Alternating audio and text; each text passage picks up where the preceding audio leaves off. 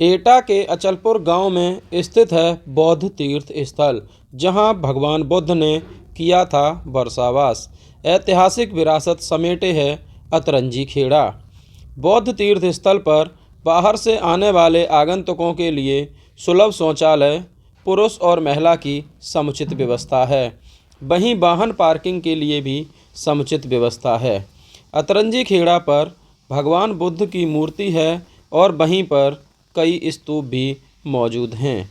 अतरंजी खेड़ा के बारे में कहा जाता है कि यहाँ पर अगर पेट पालने के लिए आपके पास कुछ नहीं है तो सुबह से शाम तक श्रद्धापूर्वक पत्थर चुनने से वह पत्थर पैसे बन जाते हैं। वहीं अतरंजी खेड़ा पर एक विशेष मजार बनी हुई है, जहाँ पर श्रद्धानुसार आए हुए श्रद्धालु गांठ बांधकर जाते हैं और मन्नत मांगते हैं। मन्नत पूरी होने पर श्रद्धालु श्रद्धापूर्वक उस गांठ को खोलने आते हैं और खुशी से प्रसाद का वितरण करते हैं। वहीं कहावत यह भी है कि अगर किसी किसान भाई की गाय, भैंस, बकरी दूध नहीं देती है या गर्भवती होने में समय लेती है तो अतरंजी खेड़ा पर बनी मजार पर मन्नत मांगने से गाय, भैंस, बकरी गर्भवती हो जाती है और अच्छा खासा दूध भी देने लगती है। तभी श्रद्धालु श्रद्धानुसार इस दूध में से बनाकर कुछ पवित्र यहाँ मजार पर चढ़ाने आते हैं और खुशी खुशी अपने घर चले जाते हैं।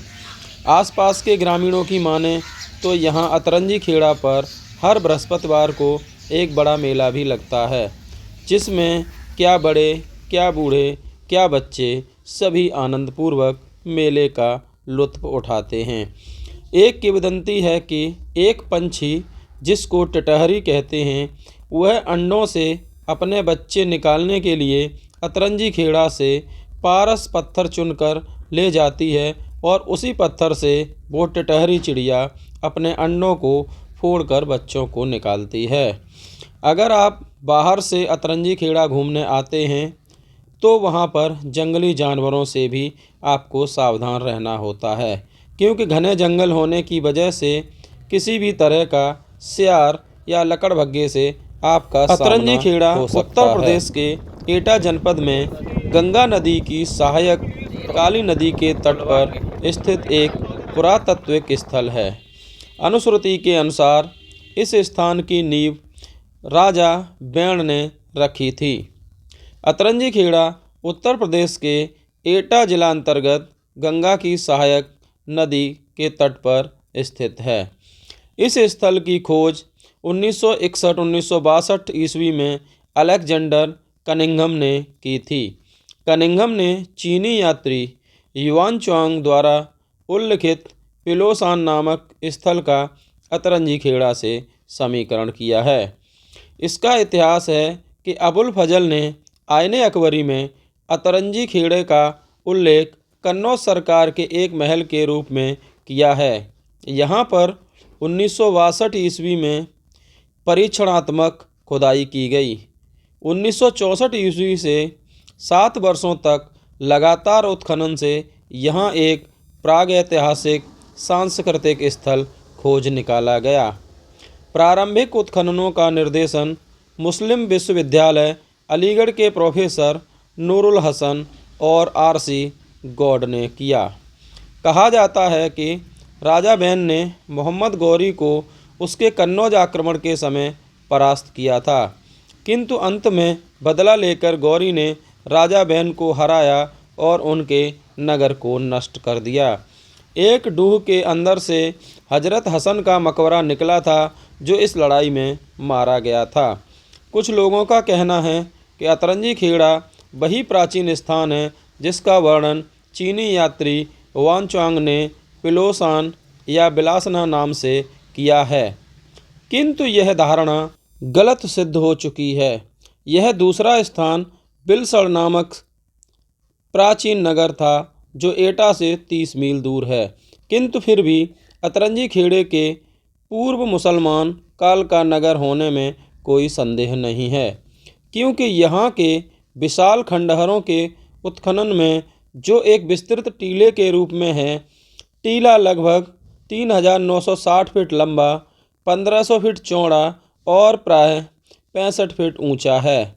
शुंग, कुषाण और गुप्तकालीन मिट्टी की मूर्तियां, सिक्के, ठप्पे, ईंटों के टुकड़े आदि बड़ी संख्या में प्राप्त हुए हैं। खंडहर के एक सिरे पर एक शिव मंदिर के अवशेष हैं, जिसमें 5 शिवलिंग हैं। इनमें एक 9 फुट ऊंचा है। टीले के रूपरेखा से जान पड़ता है कि उसके स्थान पर पहले से एक विशाल नगर बसा हुआ था। यहाँ पर 2000 वर्ष ईसा पूर्व से लेकर अकबर के शासनकाल तक के अवशेष प्राप्त हुए हैं। इन अवशेषों के आधार पर यहाँ की संस्कृतियों को 4 स्तरों में बांटा जा सकता है। राजा बैन अतरंजी खेड़ा के शासक थे। वे बौद्ध धर्म को मानने वाले थे। उन्होंने ही अतरंजी खेड़ा में बैरंजा नामक नगर बसाया था। देश विदेश से आते हैं यहाँ पर अनुयायी। अलीगढ़ मुस्लिम यूनिवर्सिटी के तत्वावधान में सर्वप्रथम 1962 ईस्वी में यहाँ पर उत्खनन कार्य प्रारंभ कराया गया। इसके पश्चात 1964 ईस्वी से 7 वर्षों तक यहाँ उत्खनन करके इस पुरातात्विक सांस्कृतिक स्थल के महत्व को संज्ञान में लाया गया। शुरुआती उत्खनन का निर्देशन अलीगढ़ विश्वविद्यालय के प्रोफेसर नूरुल हसन और आर.सी. गौड़ ने किया था।